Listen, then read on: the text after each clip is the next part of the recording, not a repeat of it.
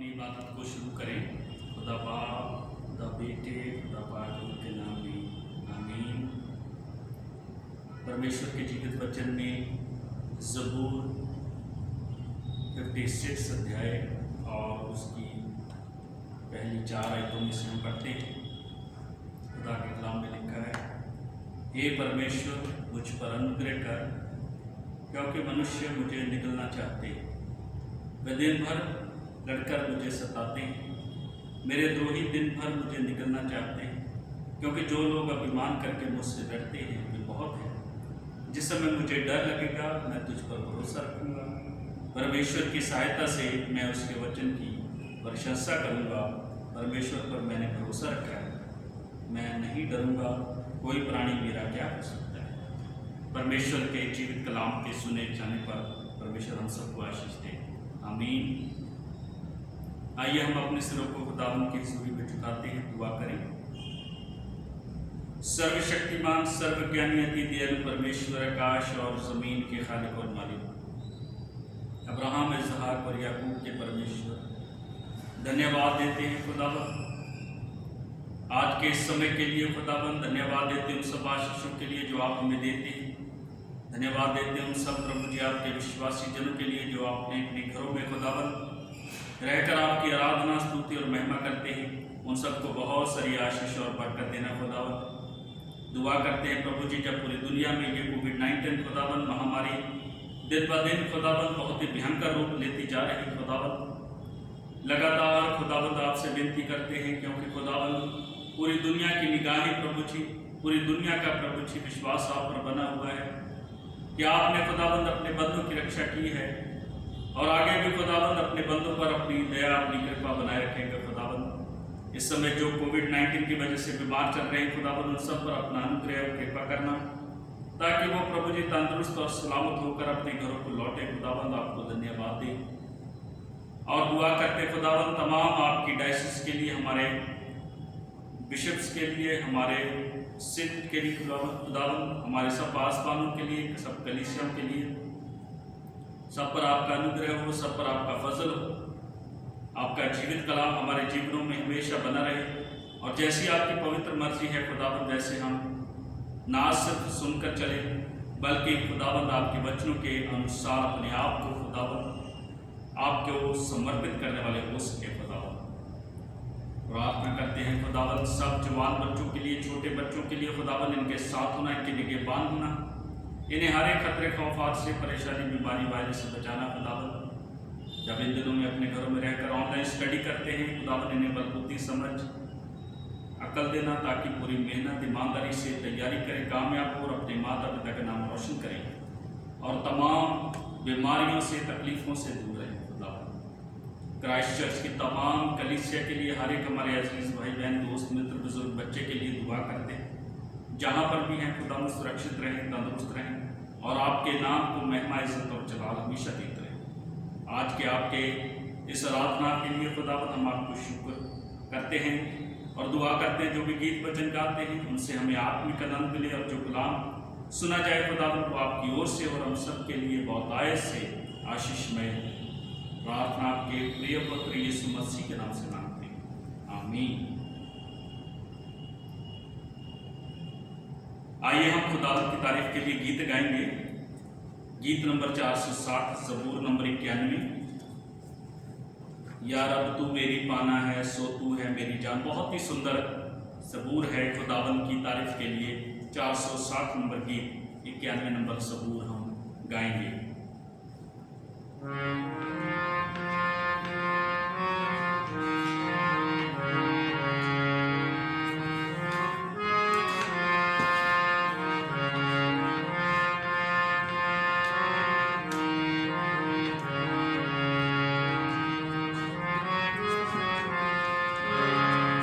Yeah.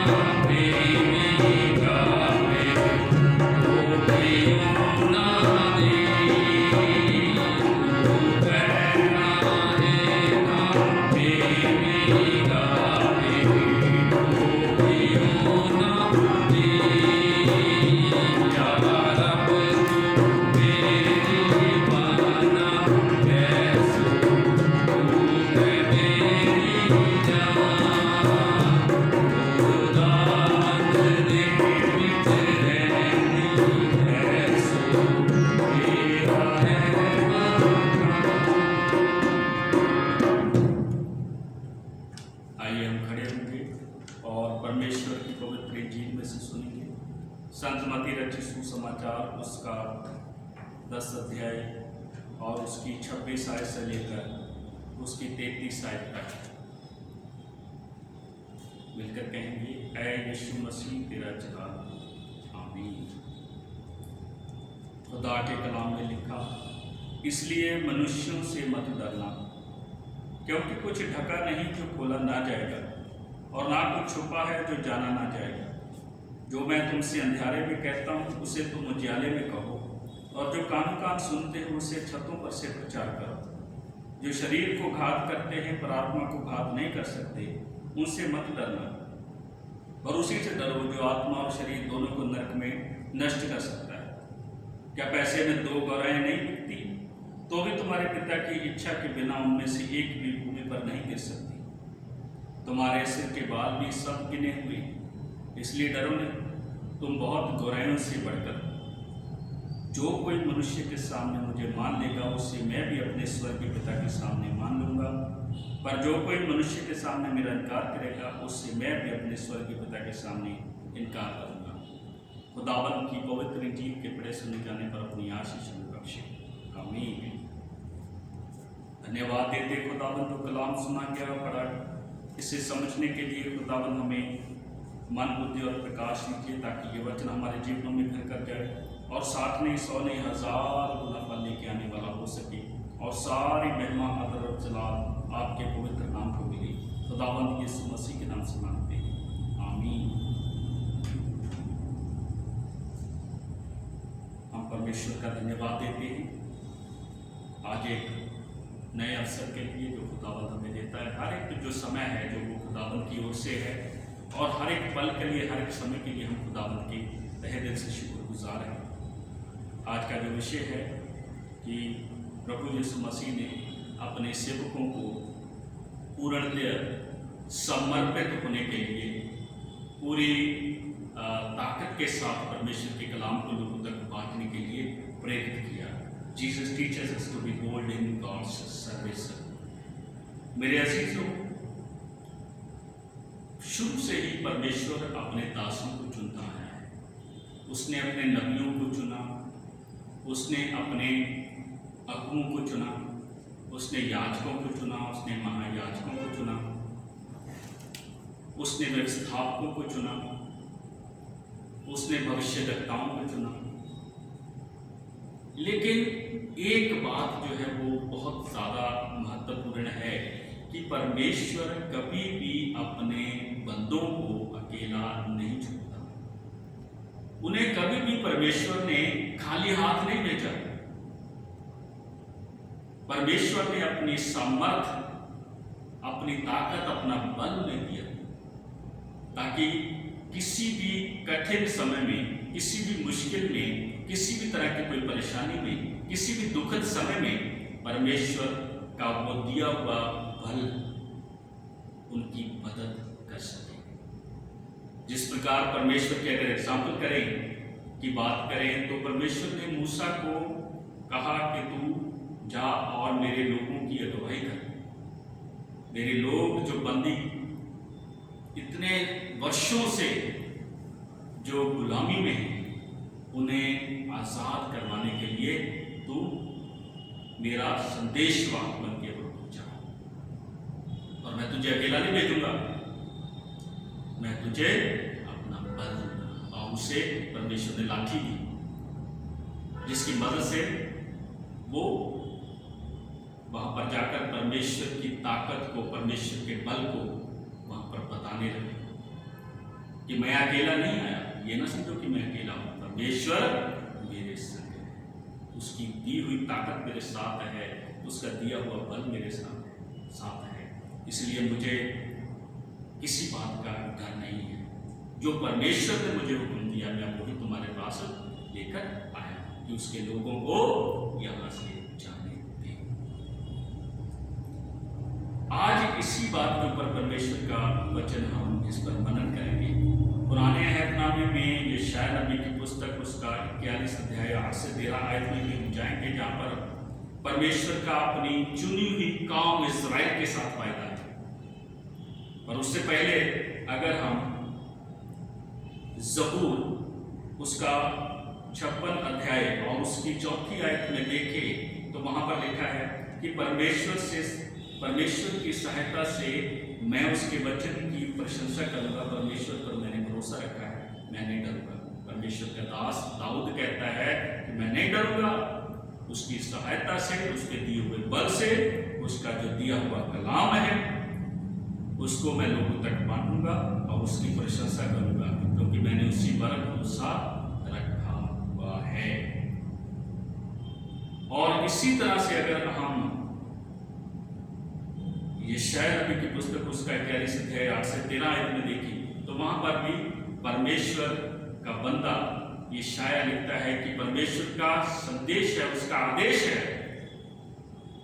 कि वो अपने चुने हुए लोगों को कभी ना त्यागेगा, उन्हें कभी नहीं छोड़ता। उसका वायदा है कि वो जगत के अंत तक उनके संग रहता है। उसकी परमेश्वर का दास यशायाह कहता है कि परमेश्वर का वचन है कि तुम्हें चिंता करने की जरूरत नहीं, तुम्हारे सब विरोधियों को मैं देख लूंगा। जो तुम्हें सताते हैं, जो तुम्हारे साथ लड़ते हैं, जो तुम्हारे विरोध में कोई बातें करते हैं, उनकी तुम परवाह मत करना। तुम देखोगे कि मैं आकाश से तुम्हें देख रहा हूं, तुम्हारे सब विरोधी नष्ट होते चले जाएंगे। ये परमेश्वर का बल है जो अपने बंदों को वो देता है।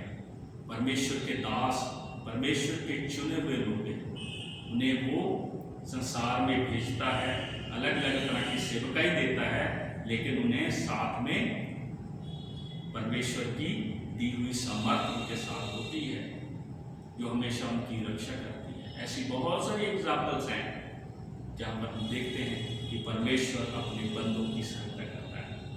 जब जब वो मुश्किल में, तकलीफों में, परेशानियों में फंस जाते हैं, परमेश्वर किस तरह उनके लिए इंतजाम करता है और वो हमारी समझ से बात होती है।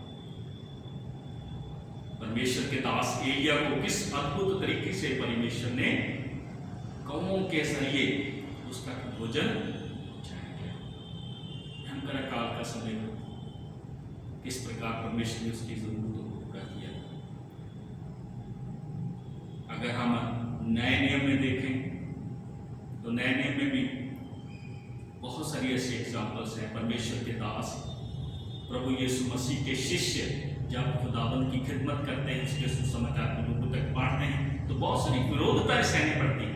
बहुत सारे लोग उन्हें तंग करते हैं, परेशान करते, सताते हैं, तरह तरह की बातें करते हैं, उन्हें बंदी गृहों में भी डाला जाता है। लेकिन एक चीज जो हमेशा उनके साथ बनी रहती है वो है परमेश्वर का आनंद।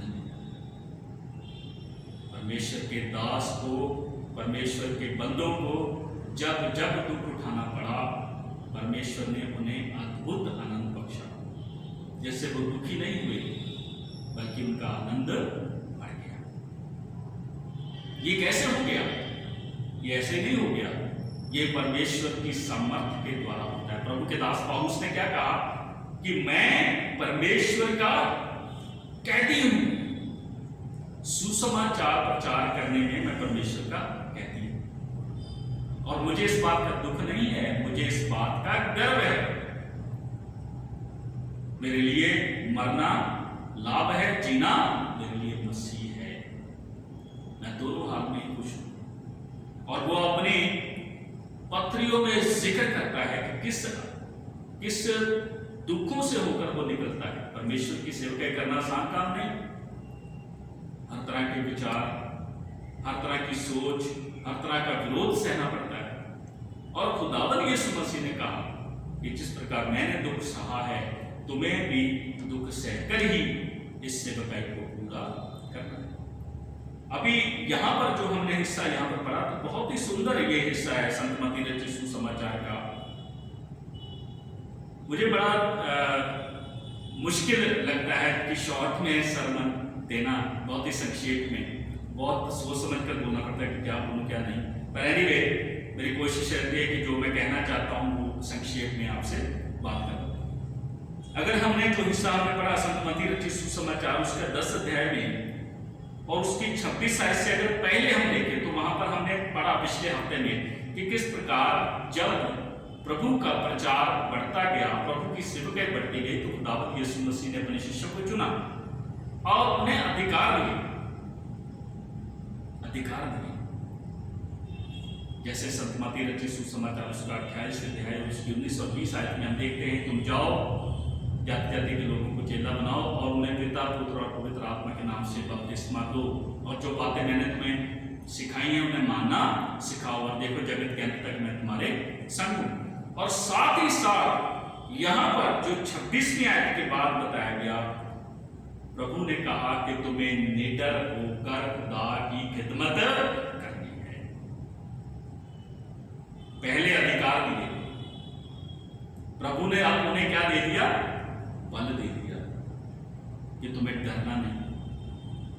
जहां पर तुम जा रहे हो बहुत सारी विरोधताएं होंगी, बहुत सारे लोग तरह तरह की बातें करेंगे, तरह तरह के दुखों को सहना पड़ेगा, परंतु क्या करना है? तुम्हें डरना नहीं है। 26वीं आयत में अगर देखें संत मत्ती रचित सुसमाचार उसका 10 अध्याय 26 आयत, इसलिए मनुष्यों से मत डरना, क्योंकि कुछ ढका नहीं जो खोला ना जाएगा। मनुष्यों से मत डरना।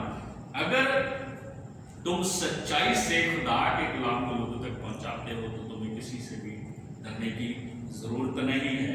याद रखो, खुदावंद ने कहा कुछ भी ढका नहीं होगा जो खोला ना जाएगा, और ना ही कुछ छिपा है जो जाना ना जाएगा। खुदावंद ने क्या उन्हें बल दे दिया? जो मैं तुमसे अंधेरे में कहता हूं तुम उसे उजियाले में कहो, बिना डरे हुए तुम उसे उजियाले में कहो, और जो काम सुनते हो उसे छतों पर से प्रचार करो। निडर होकर खुदावंद की खिदमत करो। याद रखो, खुदावंद ने कहा जो शरीर को घात करते हैं उनसे मत डरना, पर आत्मा को घात नहीं कर सकते। जो शरीर और आत्मा दोनों को घात कर सकता है उसी से तुम्हें डरना है, और वो हमारा परमेश्वर है जिसके हाथ में सब कुछ दे दिया गया है। हम परमेश्वर का धन्यवाद देते हैं खुदा के उन सब दासों के लिए, सेवकों के लिए, प्रचारकों के लिए, जो परमेश्वर की दी हुई ताकत, परमेश्वर के दिए हुए बल और उसके वचनों के द्वारा, उसकी आत्मा की अगुवाई में होकर खुदा का कलाम लोगों तक बांटते हैं। खुदा का कलाम जैसे लिखा है वैसे ही हमें उसको पढ़ने की, समझने की और अपने जीवन में धारण करने की जरूरत है। उसमें कुछ भी कभी भी चेंज नहीं आ सकता है, ना कभी आया है ना कभी आएगा। इसलिए मेरे अजीजों, याद रखिए खुदावंद ने कहा है तो कुछ भी ऐसा छुपा नहीं रहेगा जो खोला ना जाएगा। सब कुछ परमेश्वर के सामने होगा और खुदाबंद सबका न्याय करेंगे। प्रभु ने अपने सेवकों को कहा कि तुम्हें अपनी जान के खतरे की भी परवाह करने की जरूरत नहीं, क्योंकि तुम्हारे सिर के बाल गिने हुए, यानी कि कितना समय तुमने इस जहान में रहना है, खुदाबंद ने कहा वो गिना हुआ है, इसलिए तुम्हें किसी भी तरह की डरने की जरूरत नहीं। आगे खुदाबंद ने कहा 32 और 33 आयत में, जो कोई मनुष्य के सामने मुझे मान लेगा उसे मैं भी स्वर्ग के पिता के सामने मानूंगा, परंतु जो कोई मनुष्य के सामने मेरा इनकार करेगा उसे मैं भी अपने स्वर्ग के पिता के सामने इनकार करूंगा। आज हम अपने जीवन में देखें कि हम खुदावंद के कितना करीब हैं। परमेश्वर का पवित्र वचन जो पादरी साहब, प्रचारक, खुदा के बंदे, इवेंजलिस्ट सुनाते हैं, खुदा के चुने हुए लोग सुनाते हैं, वो खुदा का कलाम है। यकीनन हमें उसको अपने जीवन में धारण करना है, परंतु मैं अपने जीवन में खुद देखूं कि खुदा का कलाम जो मैं पढ़ता हूं, मैं सुनता हूं, क्या मैं उस पर चलता हूं? क्या मैं कोई ऐसा अनुचित काम तो नहीं कर रहा जिससे कि परमेश्वर मेरे से क्रोधित हो जाए? क्योंकि खुदा के वचन में लिखा है कि सब बातें खुल जाएंगी, कुछ भी छुपा नहीं रहेगा।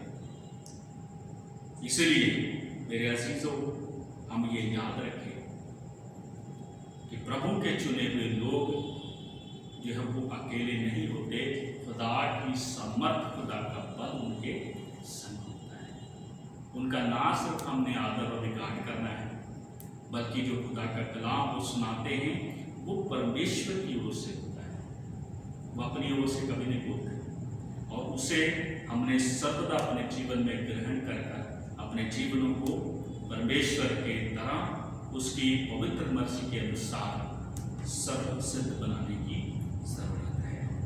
खुदा के दास पौलुस ने अपने जीवन में बहुत सारे दुखों को सहते हुए कहा कि मैं खुदावंद की खिदमत करता हूँ, खुदावंद के नाम में बहुत सारे मुझे दुख भी सहने पड़े, लेकिन उसके लिए मैं परमेश्वर का धन्यवाद करता हूँ। और अब वो फिलिपियों की पत्री उसका पहला अध्याय उसकी 27 आयत में कहता है कि तुम्हें एक ही बात अपने ध्यान में रखने की जरूरत है, केवल इतना करो कि तुम्हारा चाल चलन मसीह के सुसमाचार के योग्य हो, चाहे मैं आकर तुम्हें देखूं चाहे ना भी आऊं, तुम्हारे विषय में यही सब पाऊं कि तुम एक ही आत्मा में स्थिर हो और एक चित्त होकर सुसमाचार विश्वास के लिए परिश्रम करते रहते हैं। परमेश्वर के दास पौलुस फरमाते हैं कि तुम्हारा चाल चलन परमेश्वर की मर्जी के मुताबिक होना चाहिए और परमेश्वर की अगुवाई में होकर, उसकी आत्मा की अगुवाई में होकर तुम्हें आगे बढ़ना है और एक मन एक चित्त होकर परमेश्वर पर विश्वास में मजबूत बनना है। ऐसा करने से हम खुदावंद को प्रसन्न करते हैं और खुदावंद का अनुग्रह, उसका फजल हमारे साथ बना रहता है और इस संसार रूपी सेवकाई में भी खुदावंद का आत्मा हमारी मदद करता है, हमारी सहायता करता है और हमारे सब विरोधियों से, हमारे सब तरह की परीक्षाओं से, हमारे सब तरह की तकलीफों से, दुखों से भी बाहर निकालने के लिए खुदा का आत्मा हमारी मदद और सहायता करता है। याद रखें, खुदावंद ने कहा किसी से तुम्हें डरने की जरूरत नहीं, निडर होकर काम करना, सिर्फ एक ही से तुम्हें डरने की जरूरत है। संत मत्ती रचित सुसमाचार उसका 10 अध्याय 28 आयत में कि जो शरीर को घात करते हैं परंतु आत्मा को घात नहीं कर सकते, उनसे मत डरना और उसी से डरो जो आत्मा और शरीर दोनों को नरक में डाल सकता है। वो अधिकार हमारे खुदावंद के हाथ में। आज जब कोरोना वायरस पूरी दुनिया में एक भयंकर रूप ले चुका है, बहुत सारे लोग डरे हुए हैं, सहमे हुए, उदास हैं, गमगीन हैं, परेशान हैं, लेकिन खुदा का ये कलाम कि उसने जीवन और मृत्यु का अधिकार अपने हाथ में रखा है। संसार में जो कुछ भी होता है खुदावंद ने कहा उससे तुम्हें डरने की जरूरत नहीं। ये तो सब कुछ बाइबल में लिखा होगा कि महामारियां आएंगी, दुख तकलीफें आएंगी, परीक्षाएं आएंगी, तुम्हें दुख उठाना पड़ेगा।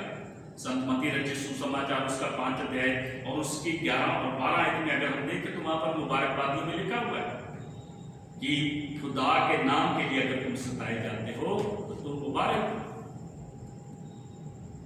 खुदा के नाम में अगर तुम्हारी निंदा होती है, तुम्हारे साथ बुरा होता है, तो तुम्हारे लिए स्वर्ग में बहुत बड़ा फल है। आज जब ये कठिन दौर हमारे जीवन में चल रहा है, याद रखिए ये खुदावंद हमारे संग है, उसका बल हमारे साथ है। आज तक उसने हमें सुरक्षित रखा, आगे भी यकीनन वो हमारी मदद करेगा, हमारी सहायता करेगा, इस परीक्षा में से हमें बाहर निकालेगा, क्योंकि उसका वायदा है कि हे मेरे चुने हुए घराने, हे मेरे इस्राएल, तू मत डर, मैं तेरे संग, मैं तुम्हें कभी छोड़ूंगा नहीं, मैं तुम्हें कभी त्यागूंगा नहीं। परमेश्वर का अनुग्रह सदा आप सब लोगों के साथ बना रहे। प्रभु आप सबको बहुत सारी आशीष और बरकत दे। आमीन। आइए हम खड़े होकर प्रभु की प्रार्थना करेंगे। आए हमारे बाप, तू जो आसमान पर है, तेरा नाम पाक माना जाए, तेरी बादशाह है, तेरी मर्जी जिस आसमान पर पूरी होती है जमीन पर भी। हमारे रोज की रोटी आज हमें बख्श दे, जिस तरह से हम अपने कसूर को माफ करते हैं, हमारे कसूर को माफ कर, हमें आजमाइश न करने दे, बल्कि बुराई से बचा, बादशाह क्रोध और जलाल निश्चित है। आमीन। अब हमारे खुदावंद यीशु मसीह का फजल, खुदा बाप की मोहब्बत और पवित्र आत्मा की रिफाकत और शराकत अब से लेकर हमेशा तक हम सबके साथ